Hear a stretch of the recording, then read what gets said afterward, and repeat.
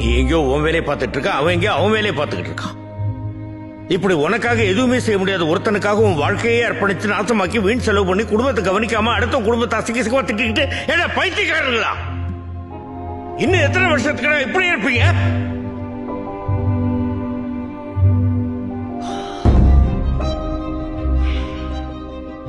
நாம இப்படி இருக்கிறதுக்கு என்ன காரணம் தெரியுமா?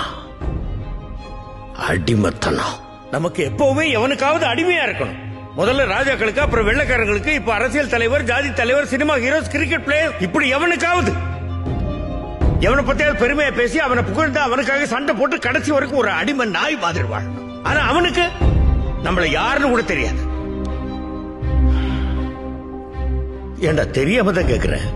நாம காசு கொடுத்து படம் பார்க்கறதுனால தானே அவன் அந்த நிலைமையில இருக்கான். அப்ப யார் முதலாளி? நாம தானே. நாம வேகாத வெயில நின்றுட்டு இருப்போம். அவன் ஏசி கார்ல நாயை பக்கத்துல உட்கார வச்சு கட்டி பிடிச்சுக்கிட்டு உன்னை நாயை விட கேவலமா மதித்து பார்க்காத மாதிரி போய்கிட்டே இருப்பான். நீ அவன் காருக்கு பின்னாடி வாழ்க வாழ்க வாழ்கன்னு கையை தட்டிக்கிட்டே ஓடுவ. ஏட்டா உப்பு போட்டு தானே சோறு திங்கிறீங்க? யோசிச்சு பாரு. நீ ரசிகனா இருக்கிற எந்த ஒரு நடிகனுடைய பிள்ளையாவது இன்னொரு நடிகனுக்கு ரசிகனா இருந்து அவனுக்கு கட் அவுட் வச்சு பாலாபிஷேகம் பண்ணி அவனுடைய வாழ்க்கையை நாசம் பண்ணிட்டு இருக்கானா?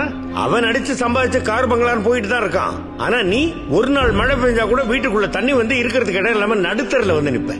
ஏன் அன்னைக்கு நீ ரசிகனா இருக்கிற எவனாவது உன்னை வீட்டுக்குள்ள சேர்த்துக்க வேண்டியதானே? வெறும் படத்துலயும் மேடையிலையும் மட்டும் உன் காலுக்கு செருப்பா இருப்பேன்னு பேசிட்டு நீ உதவின்னு அவன் வீட்டு வாசலுக்கு போய் நின்னா உன்னை செருப்பாலையும் அடிச்சு தொடுத்துவான். அப்பா தாதா நம்மள வீட்டுல சேர்த்து பாராப்பா. செருப்படி